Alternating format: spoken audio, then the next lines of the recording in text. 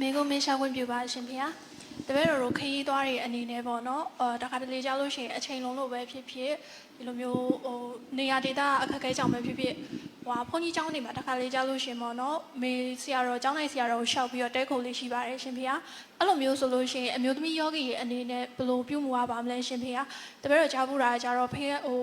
ကျန်းတပြေးထဲမှာပေါ့နော်ဆရာတော်တွေနဲ့အတူမနေကောင်းလို့လည်းကြားဖို့ပါတယ်ရှင်ဖေအဲ့တော့ဘယ်လိုမျိုးပြုမှုဆောင်ရွက်တင်ပါတယ်လဲဖေ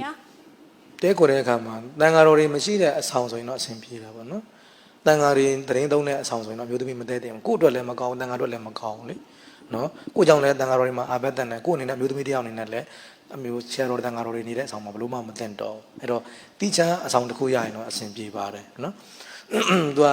အပေါ်ထက်အောက်ထက်တောင်မရဘူးလေတန်ဃာတော်တွေကအပေါ်ထက်မှာနေမယ်အမျိုးသမီးတွေအောက်ထက်မှာနေမယ်လေကားတူခဲ့ရင်မရဥမာဒီဆောင်ပုံစံမျိုးဟုတ်လားဒါဆိုရင်ဝင်ပေါက်ထက်ပေါက်တူတူပဲအပေါ်ထက်ဘုန်းကြီးအပေါ်ထက်မှာနေမယ်အမျိုးသမီးအောက်ထက်မှာနေတယ်ဘယ်လိုပဲအပေါ်ထက်အောက်ထက်ပြောအပေါက်ဝါတစ်ပေါက်တည်းပဲလေကားတူတယ်အပေါ်တစ်ပေါက်တစ်ပေါက်တစ်ပေါက်တည်းပဲဒါဆိုရင်ဦးဇင်းတို့ဝင်လေးရမလွတ်ဘူး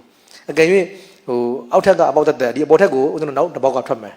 ဒီအပေါက်မဟုတ်ဘူးဒီအောက်ထက်နဲ့မဆက်ဆက်ဘူးပေါ့နော်တိတန့်ဘေးကဖြစ်ဖြစ်ဟိုနောက်ကဖြစ်ဖြစ်တိတန့်လေကားဖောက်လိုက်မယ်ဆိုလို့ရှိရင်အပေါ်ထက်ကတိချမ်းအဆောင်တစ်ခုဖြစ်သွားတယ်နှစ်ထက်ဆိုရင်ပဲလေတိချမ်းအဆောင်ရင်ပဲလေ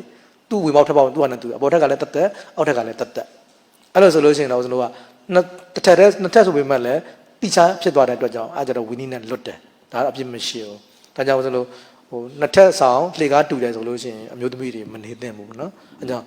ဘုန်းကြီးကျောင်းမှာတဲခုံမယ်ဆိုလို့ရှိရင်ဆရာတော်တရား6ပေါ့တန်ဃာတော်တွေမရှိတဲ့အဆောင်ပေါ့နော်တခြား6ချပြီးမှနေပေါ့